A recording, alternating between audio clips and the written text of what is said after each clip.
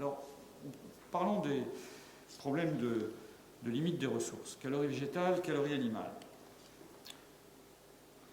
Dans le graphique que je vous ai montré, les parts dans la ration, vous avez vu les protéines étaient relativement stables, voire légèrement croissantes. À gauche, vous voyez, c'est en fait deux choses différentes. Protéines animales, ça augmente, protéines végétales, ça diminue. Mais regardons un peu en niveau, parce que c'est quand même important, puisqu'en fait, les ressources, c'est pas en structure que ça va poser des problèmes, c'est en niveau, c'est est-ce qu'il y en aura assez.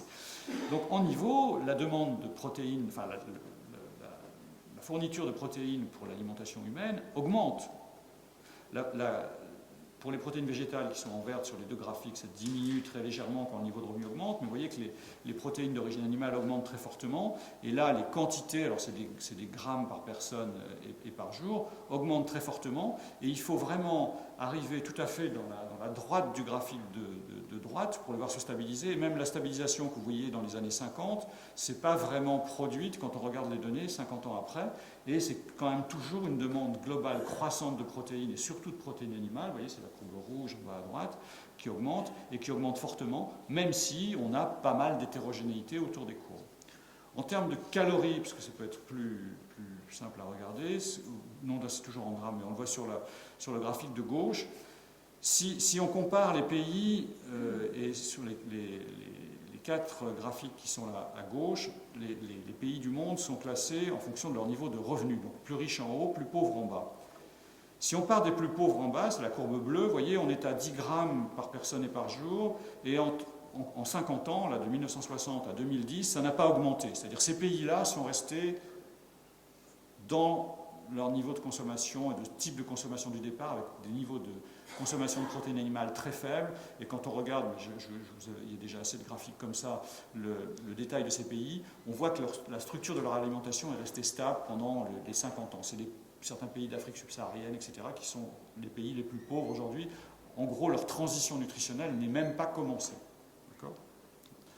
Ensuite, quand vous allez au-dessus, vous voyez, les pays qui sont de revenus classés moyen-bas, la consommation de protéines animales augmente régulièrement avec le temps, puis le niveau haut, si vous repartez à gauche sur la courbe verte, vous voyez que ça continue à augmenter pour les produits pour les pays de niveau de revenus supérieur, et puis encore pour le dernier niveau qui sont les pays les plus riches, et vraiment les pentes des courbes ne s'arrêtent que pratiquement au début des années 2000 pour les pays les plus riches.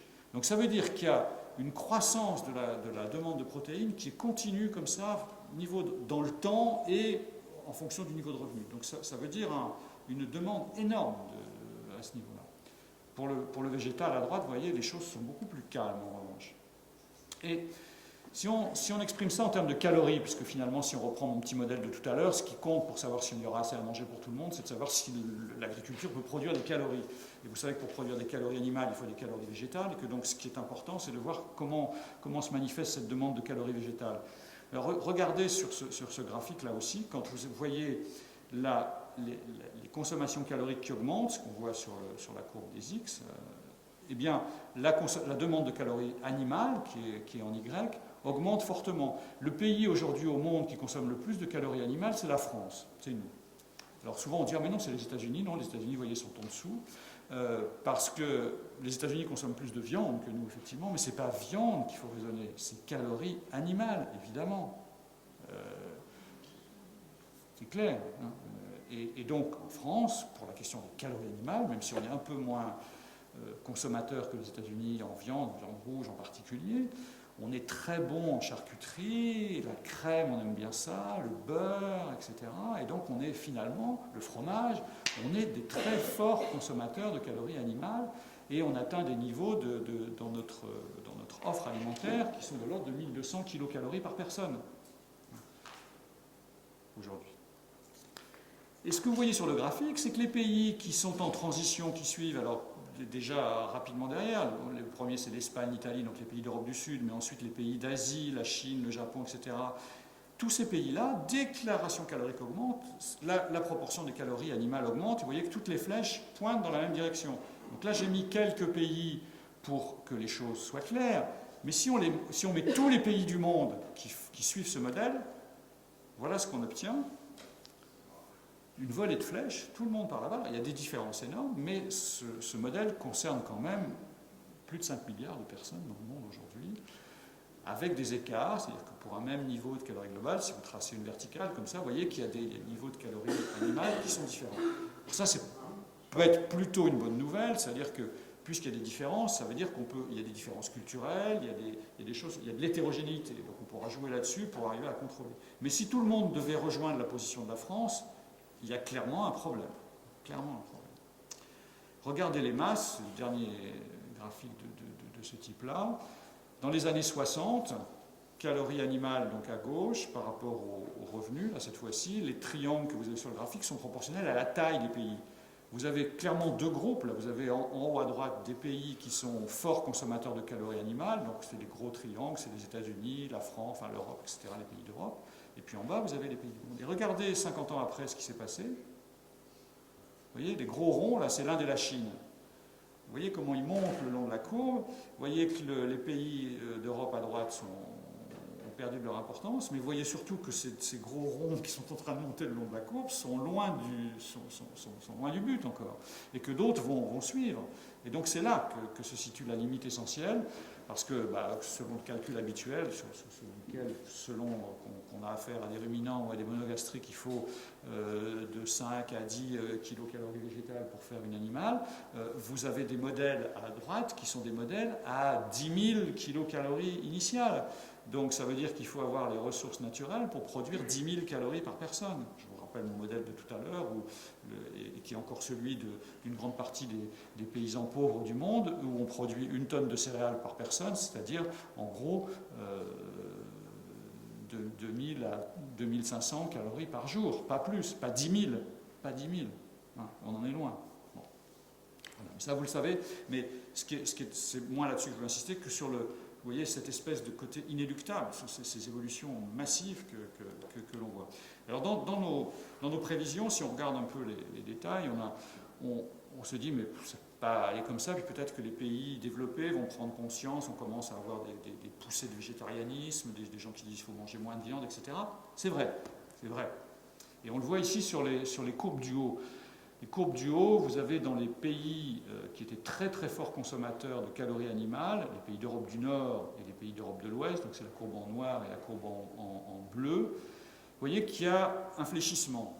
La courbe en noir baisse à partir des années 70, donc ça c'est des politiques nutritionnelles très très fortes qui ont été mises en place en Finlande, dans des pays comme ça, parce qu'on avait une mortalité cardiovasculaire qui était devenue totalement insupportable compte tenu des consommations de graisse d'origine animale en particulier. Il y a eu des politiques très efficaces qui ont été mises en place et qui ont contribué à diminuer la demande. On observe la même chose dans les pays d'Europe de l'Ouest, c'est-à-dire donc c'est la France, l'Allemagne, etc., avec cet infléchissement, vous voyez, à partir des années 85 à peu près, la courbe des calories animales montait, elle se stabilise, elle tend à redescendre. Mais elle ne redescend pas beaucoup. On était à 1200, si on regarde les asymptotes, c'est plutôt vers 1000 qu'on va tendre. Et les pays d'Europe du Sud, vous voyez, c'est les pointillés qui rejoignaient donc l'Italie, l'Espagne, etc., qui rejoignaient la consommation de viande des pays du Nord, ont aussi infléchi. Et quand on fait, je vous fais grâce de ça, mais des travaux un peu économétriques pour regarder, on voit bien qu'il y a eu un impact de l'information nutritionnelle, c'est-à-dire que les campagnes d'information qui ont travaillé sur le rôle du cholestérol, sur les graisses animales, etc., le problème lié à la viande rouge, ont eu un impact, clairement. Tous les pays développés ont eu un impact et ont infléchi les comportements des consommateurs, on en est sûr maintenant, à travers ces travaux. Mais ils ne les ont pas infléchis suffisamment, de façon à diminuer très très fortement, c'est de l'ordre de 20%. C'est suffisant pour les problèmes de santé publique, ce ne sera sans doute pas suffisant sur la question des ressources. Vous voyez la Chine en bas, je vous parlais de la rapidité de la transition alimentaire en Chine, vous l'avez sous les yeux. En 1960, il n'y avait pratiquement pas de calories animales dans la ration, c'est normal, quand on meurt de faim, l'idée c'est de manger n'importe quoi, surtout du végétal, le plus vite possible. Aujourd'hui, on a dépassé les 600, et sur ce graphique, j'avais projeté les seuils. Vous savez que l'INRA a fait récemment un travail de prospective qui s'appelle Agrimonde pour essayer de voir quels étaient les scénarios les plus probables. Et alors, le scénario préféré, pas le plus probable, hein, mais préféré des gens qui ont fait Agrimonde, disent que ce qui serait bien, c'est d'arriver à 500 kilocalories animales dans la ration alimentaire moyenne dans le monde. C'est-à-dire, en gros, ils disent on peut en préservant tous les services que nous rend l'environnement, c'est-à-dire la biodiversité, l'eau, la régulation du climat, etc., on peut produire 3000 calories par personne dans un monde à 9 milliards d'individus avec 500 kilocalories animales. Ça, c'est possible. Par contre, 3000 ou 3500, comme aujourd'hui, on est plutôt aux États-Unis et en France, on est à 3500, dont 1000 à 1200 animales, ça, c'est pas généralisable. Enfin, en tout cas, si ça l'est, puisqu'il y a un scénario qui le généralise, ça l'est avec des conséquences en cascade sur la biodiversité, l'eau, le climat, etc., qui paraissent pas très acceptables. Mais ce seuil agrimonde à 500 kilocalories, vous voyez qu'il est déjà dépassé par la plupart des pays. Si on regarde au niveau mondial, donc ça c'est la répartition pour tous les pays du monde, ça y est, on y est. C'est-à-dire qu'en moyenne, il y a 500 kilocalories. Donc ça veut dire que si on voulait rester dans cette moyenne, il faudrait qu'il y ait une transition, enfin, un changement entre les pays qui consomment plus et les pays qui consomment moins. Juste pour vous donner une idée, en France, on a franchi le seuil des 500 kilocalories animales en 1880. Donc ça fait longtemps qu'on est au-delà. Et si on voulait modifier nos habitudes alimentaires pour revenir à ça, vous imaginez ce que ça représenterait. Alors c'est pas réaliste ce que je dis là, mais c'est pour montrer l'ampleur des changements. Là encore, pour montrer la force à la fois de notre modèle et l'ampleur des changements qui seraient nécessaires, c'est pas rien.